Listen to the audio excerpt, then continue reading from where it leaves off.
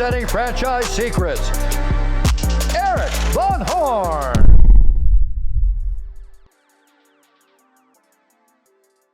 If you're not a part of the Franchise Secrets Facebook group, what are you waiting for? It's franchisesecrets.com/Facebook. I cannot believe how valuable this group turned out to be.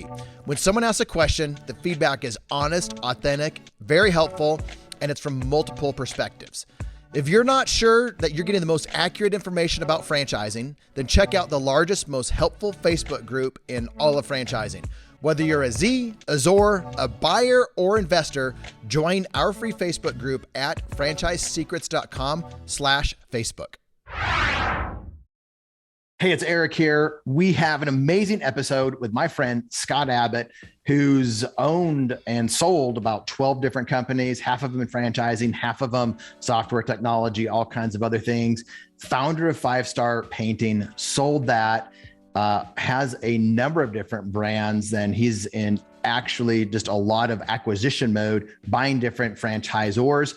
We get into some really cool things. As a franchisee, how do you know if you are bought out by a good private equity partner? What is the right partner versus the wrong private equity partner? What's it like as a founder or a franchisor to have a franchisee-first mentality? We talk about like the most valuable companies don't actually need you. As a founder, don't let your identity get tied into the business. So he's a family man and he has an amazing life, but he also has an amazing business. Enjoy the episode with Scott Abbott. Scott, thanks for coming on, man. Great to be here as always. Dude, people should be watching a video. If you're not, go check it out on YouTube. When Scott first came on, I noticed his hat. Tell the audience like what kind of hat everybody should be having. We're both wearing them. That's funny, Erik. This is called the melon hat. This is like little, spot to put your thumb on to adjust your brim. It comes in different sizes. It's waterproof. It's super comfortable. I don't know why I'm talking about buying hats and stuff like that, but it is. I will say it's the most comfortable hat. I don't normally wear hats. So this is, an exception for me, but we had some fun with this. As you know, Brad Fishman and Lane Fisher put on these events called the Unconference, the Springboard event. And with COVID, Unconference kind of got put on hold for a little while. And I'm a big snowboarder. I spend a lot of time in the outdoors, and Unconference has been always one of my favorite events because it is the least conference event you could ever go to. It's just go have some fun, bowl, snowmobile, snowboard, and then spend time with people you really enjoy spending time with at night. And so when Lane told me that they weren't going to do it again this year, I said, Lane, I can't go 2 years without Unconference. I'll do it for you. And so myself and my team took it on. We actually called it the limited edition Unconference, meaning that it's the only year that I'll be in charge of Unconference. And we had about 6, we went more intimate. We intentionally only let 55 people come. We actually had like 60 there that showed up.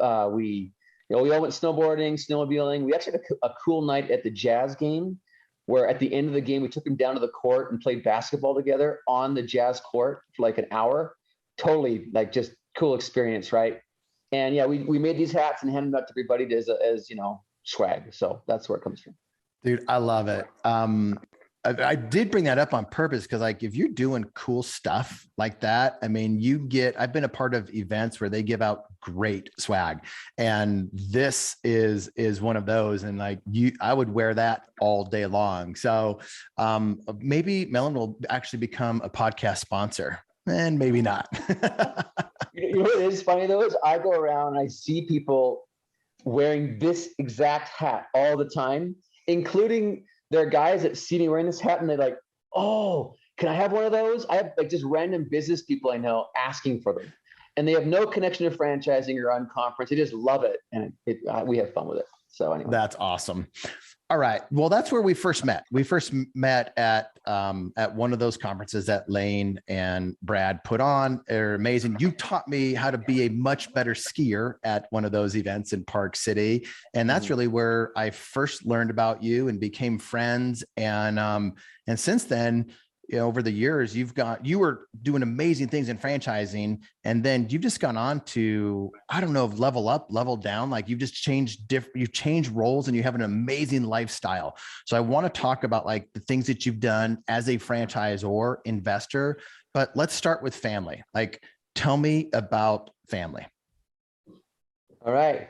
Can you see them there? There they are. There they all are, right? There's right behind you.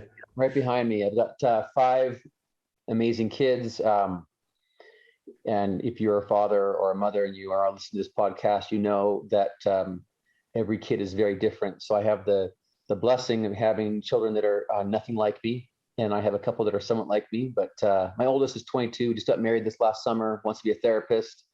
I have a daughter who's 20 working at a glamping campground in Mendocino, California. And I've got a son who's 18 doing door-to-door sales, selling solar and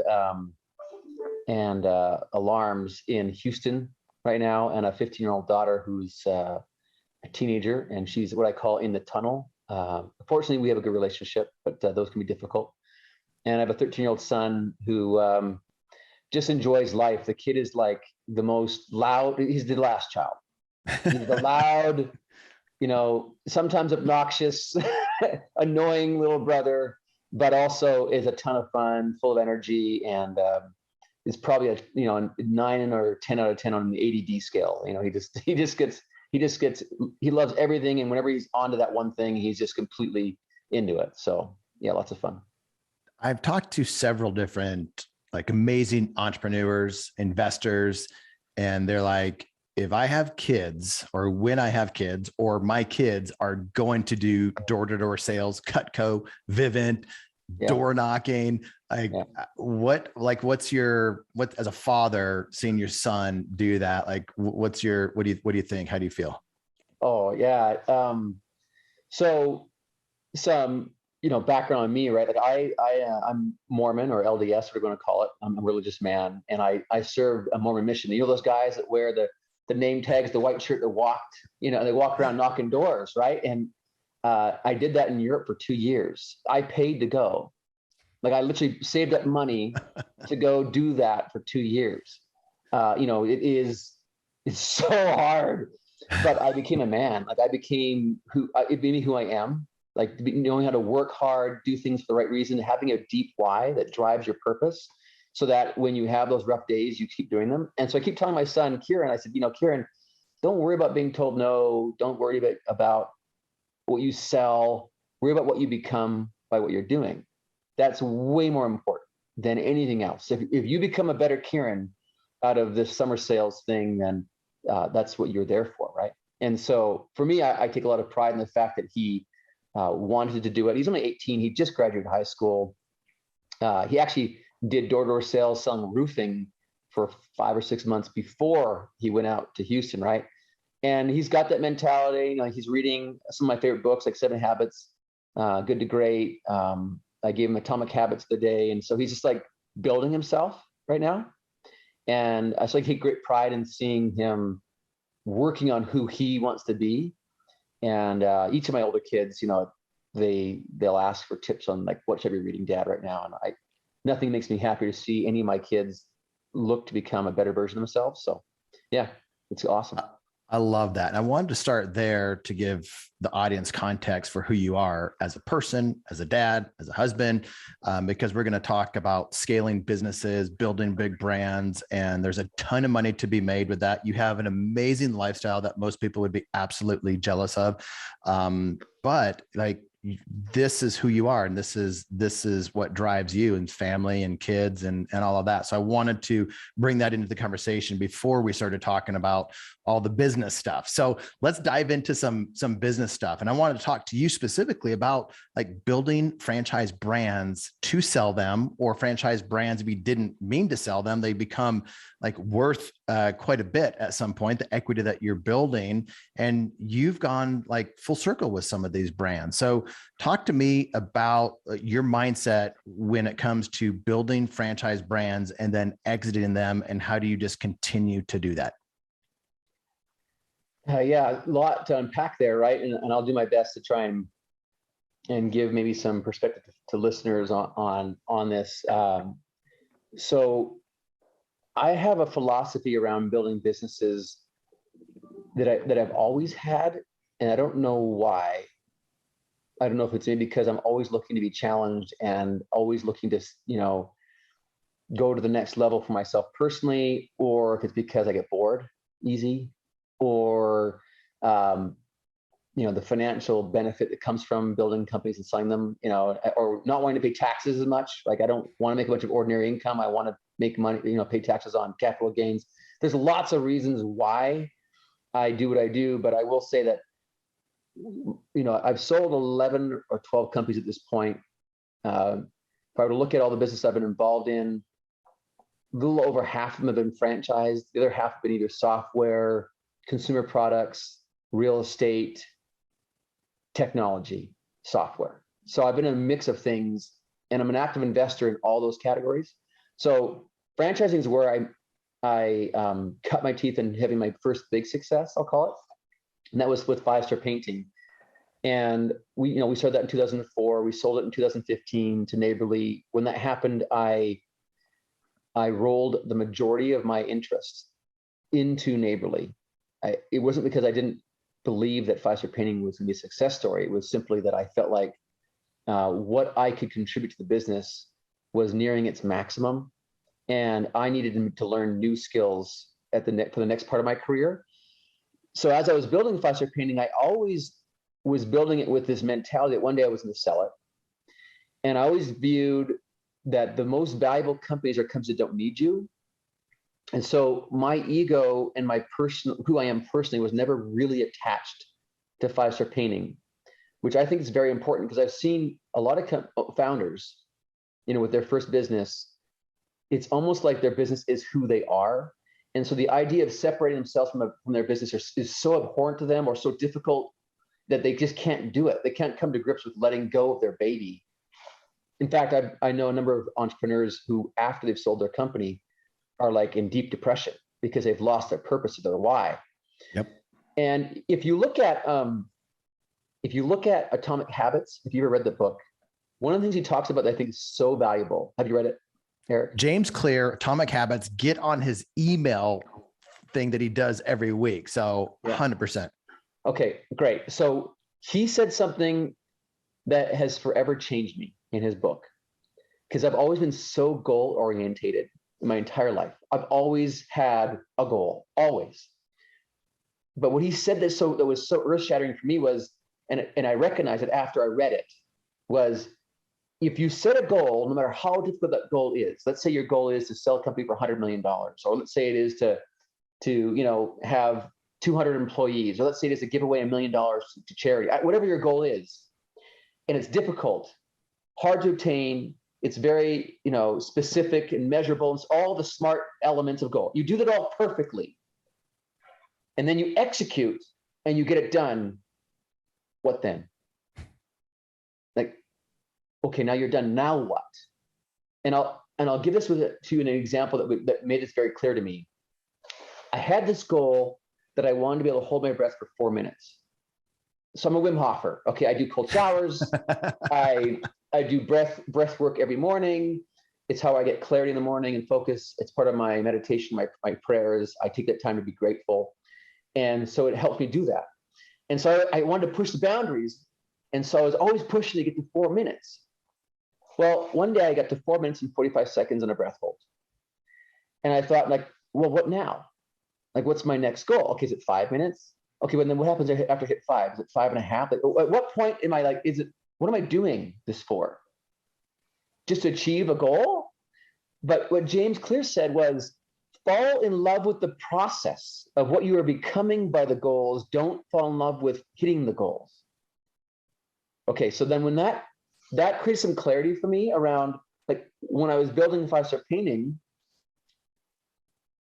I had a goal to sell the company for a certain number, and I had a goal to do that in a certain time frame.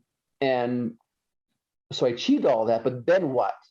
And that's when I started to realize, like, I love building companies. I love the art of business. I love creating wealth for other people. Like one of my missions in life is to make millionaires. It's one of my personal missions in my bucket list items. I track how many millionaires I have made in my life. I love doing that. I love being part of that process. So I've fallen in love with building companies, creating value, and helping people extract value from their companies. That's it. That's who I am. So that created this opportunity now for me to now look at things a little bit differently. Like who I am is not attached to any one company. Who I am is I love building companies.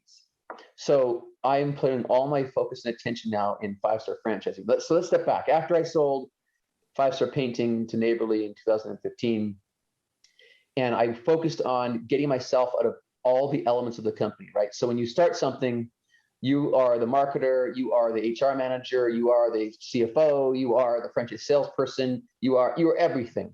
And one by one on my little org chart that I had, or my accountability chart, I'd filled out all the different positions I had to fill. One by one, I replaced myself with someone else that did that role. So finally, it was like, okay, well now replace you. But at some point, me is just the owner. Because at some point, I replaced myself as the brand president, which is what I did. So after owning the company for 2 years, where I had a brand president running the company, I realized I'm just the owner now. I'm no longer any of the other positions. So now it's a matter of, do I want to keep being the owner? Do I want to move on to something different, take some chips off the table and so forth? And that's how we sold 5-star painting. So fast forward, one of the things I did know from that process is we owned a company called ProNexus. Pro means home service professional. Nexus means to connect. We had built really that whole technology and customer experience solution to grow 5-star painting. And it became very successful because we had mastered the art of the customer experience for painting companies. Okay. But that business can be done for any home service business, right? So I put all my energy for a number of years into ProNexus to build it up to the point where it was scaled. I had replaced myself in all the roles of ProNexus, and I had 40, 50 customers, all in home services that use ProNexus for their customer experience, their texting, their voice, their chat, their email, all booking. Any way that someone wants to buy or sell anything through home services, we would enable that for home service brands. And as that happened, I started to lift up my head and went, okay, ProNexus is now where it needs to be. It's profitable, it's growing quickly, it has the right people. Now what? And that's where I realized I really wanted to create something lasting, significant, and a monumental task, $1 billion company, right? To be a part of something that'll never leave this earth, that would be lasting forever and be significant. And I was a part of building that from the ground up. And so I went to my co-founder, Chad Jones, who I've known since he was 11. Okay, we've been best friends forever.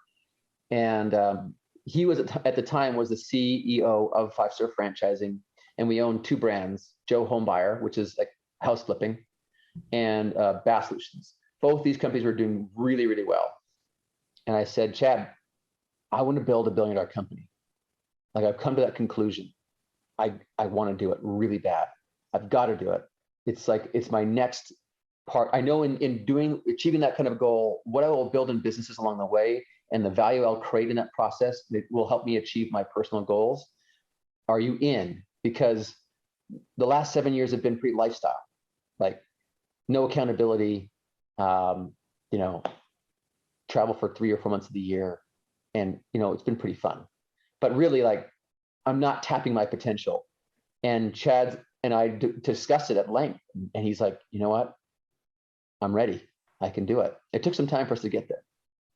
And so that's when we said, okay, now let's combine with someone. And in this case, we partnered with Princeton Equity Group, a phenomenal group of professionals who are masters at capital, raising capital, as well as diligence and deal making, the actual art of the deal, and buying and selling companies. We partnered with them. They bought 5-star franchising, ProNexus, Joe Homebuyer, Bath Solutions, rolled it all into one platform called 5-star franchising. Chad and I rolled in our interest, and then we went to work buying companies.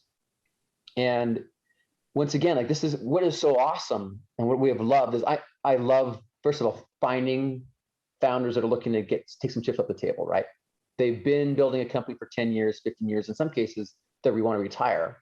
It's time for them to exit, and giving this opportunity to have, a really big check, millions of dollars, where they can now move on to something else, right? Retirement, or in some cases, they stayed on with the company, and they're part of our story. They actually rolled in part of their interest into 5-star franchising, and they're a shareholder with me and Chad and others, growing something, and they all see this vision, what we can achieve together. And we just got to work, and we started just buying companies. And so we bought 5 brands over the course of 9 months, including the ones we already had. So that put us at 7. And I've got a few more under contract that I can't talk about, but are really close. We're in the growth is explosive, right? We're an 8-figure EBITDA company, and we've got, once we close some of these deals, thousands of franchisees, and we are just adding a ton of value every step of the way. When you come into a business that's been run by a founder for 10 years, usually you'll find that they're really good at certain things. Like every business has, their strengths and their weaknesses. Well, a platform like ours has got so much more scale to the organization that it's found the aces in the places in all those other categories. So if I have, for example, come into a company and I see that the founder has got a killer sales model, like their culture is all around sales. They've mastered how to use consumer financing. They've mastered the art of the pitch, the presentation. They've got that all nailed, but they're horrible at lead gen, or their customer experience sucks. Like they let their franchisees answer their calls, and it's just like, 1 out of every 2 calls get answered. Or they've got their technology is just kind of falling apart, and it's been kind of duct taped and glued together over the years, and they're still using that same thing for the last 8 years. And this is like par for the course, by the way. Like what I'm describing to you is exactly 100% is what you see in every single business, right? Or someone doesn't know how to do franchise sales, but they've got the operations nailed and their franchisees are killing it, and they got an awesome item team, but they don't know how to move 30 units a year. In every case where that happens, we can come in and add all this value and unlock this potential that's in that brand. And the beautiful thing is that founder gets to own a piece of it still at the 5-star level. So that second bite for them can be much larger than their first that they took off the table when they sold to us. And it's why it's working. Like that's why we've had such wild success in such a short period of time. Because I would say, well, first of all, I'm an entrepreneur. It's in my DNA. So I know exactly how founders and entrepreneurs think, because I have been an entrepreneur since I was 16. You can't get it out of me. I know what's going on inside here. And so I'm able to identify really well with that cohort of owners. And I know how to show them how we can unlock all that value and bring value to them. And I also know that being the founder, CEO, entrepreneur of a company is a lonely journey in many cases. Like you're going it solo, and there's so many demands on a leader to try and fix so many problems, but you can only do so much a year. Well, when you start to layer on all that C-suite level, those aces in their places that we have at 5-star, we once again surround them with that operational excellence that helps them unlock even more value. And it is, Eric, it is like I have not worked this hard for a long time.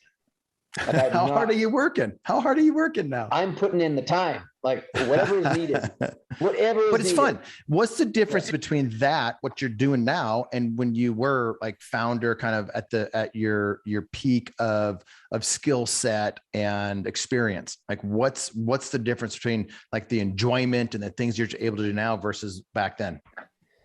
That's a really good question. So like I'm a 10 out of 10 in terms of how I'm enjoying what I'm doing right now, even though it's a lot of hard work, because I'm stretching my own self, and I'm becoming a better version of who I am, and I'm adding more value to the organization. And in the process, I'm becoming a better person, right? A better leader. So I thoroughly enjoy it, right? And it reminds me of what it was like when we started 5-Star Painting, where I was so challenged because I was stretching what I could do personally as a leader in that company. I was so challenged. I got all this personal benefit and growth. So I was thriving. And then comparing that to where I was when we sold 5-Star Painting, where I'm like, I'm a part-timer and I'm not really doing much. and I wasn't personally challenged. I was kind of coasting. I had kind of hit the ceiling where I was at, right? Today, being part of a group that is owned by a private equity fund, the amount of accountability and the demands and the transparency that's required from the organization is just pushing. It's just the cream keeps rising to the top. All the organization keeps being up leveled because we have to rise to the next level in order to achieve the goals we've set, because they're so significant. And it's the most enjoyable thing. And in that process, we have this motto called franchisee-first. It's this, or dream bigger. It's this idea that franchisees, who are the heart and soul of this whole thing, they need to do better as well. And seeing that happen, like I'll give one of our brands, we've owned it for, 10 years. Okay. It's been almost 10 years, 9 or 10 years. That brand grew by 100%. We are tracking 100% growth this year. So January, February, March, April, May. If I were to compare those monthly revenue sales figures to my prior year, I grew 100%. Still doing that. Like, I've got franchisees doing $4-5 million in revenue in 1 year, and they're growing 100%. Like, that is awesome.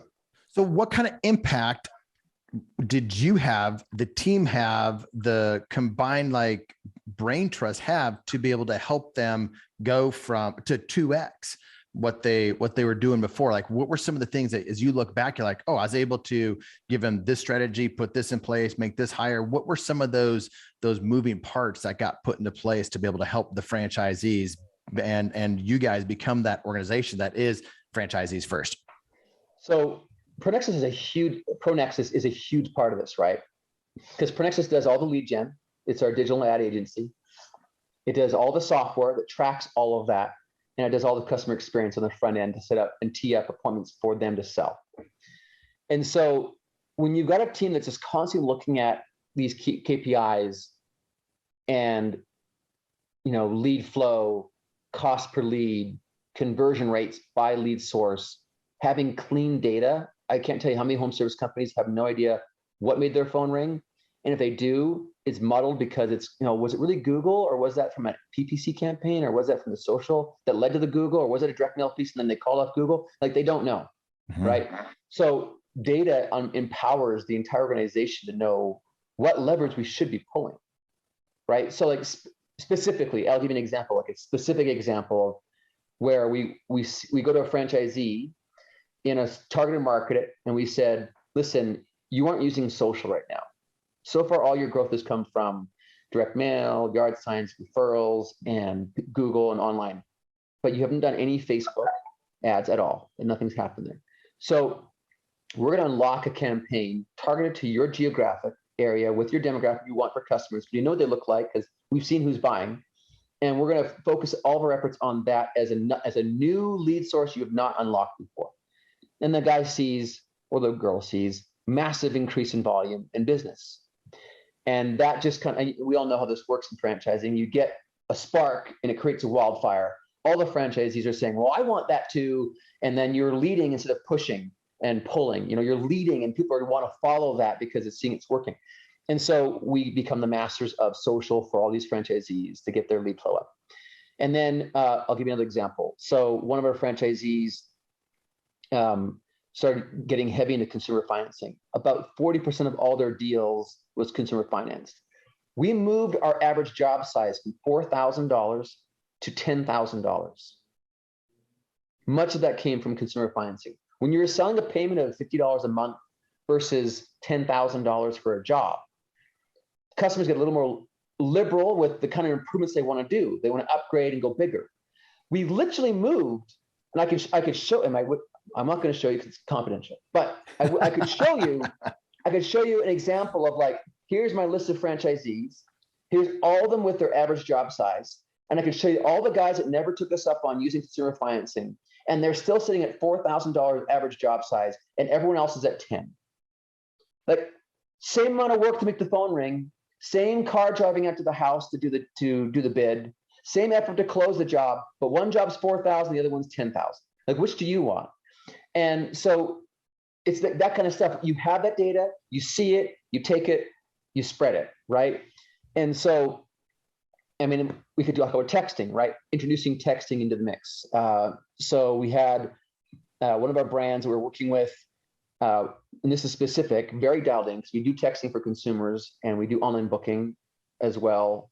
I'm going to get to that back in a second. It's another big aha moment. But we noticed that as we introduced texting onto specific lead types, Home Advisor, Angie's List, Porch, Thumbtack, as we layered in to our automation a texting sequence, we saw an increase of about 25% in close rates. Now, this is stuff that's pretty advanced. Like, I have an analyst who sits here all day long, crunching numbers and finding the wins and taking the win over to a brand or some franchisees. So another perfect example, how do we add value? You find these little wins, you perfect them, and then you duplicate them across other franchisees. Another example, with one of our brands, we started enabling and empowering the consumer to book immediately without talking to a human being. Even though I run a call center, you'd think I'd want them all to come to my agents. No, that's not the perfect consumer experience. Some homeowners don't want to talk to you. They want to text you, or they want to email you, or they want to go online and just book it. Almost 35% of all of our estimates for this brand I'm speaking about right now are booked without talking to anybody. And so we introduced two things. One was instant book online. So publish the calendar of the estimator online. It's the same calendar that my agents are seeing, so there's never any double booking, and let the consumer book accordingly. And we suggest, based on their zip code, what spots they should be taking. So we are syncing up on the geo area that the guy's driving around or girl's driving around in. And then we introduce something called text to book. So now when someone texts us or we get a lead, we respond with, are you ready to book now? Your in-home free estimate? And there's an actual calendar in the text box. They can see the spots. Click here, book now. Just little stuff like that. Reduces the cost to the franchisee because our Pronexus model is based on a per appointment basis. We bill when we book. So if they don't have to talk to us, they don't have to pay the fee.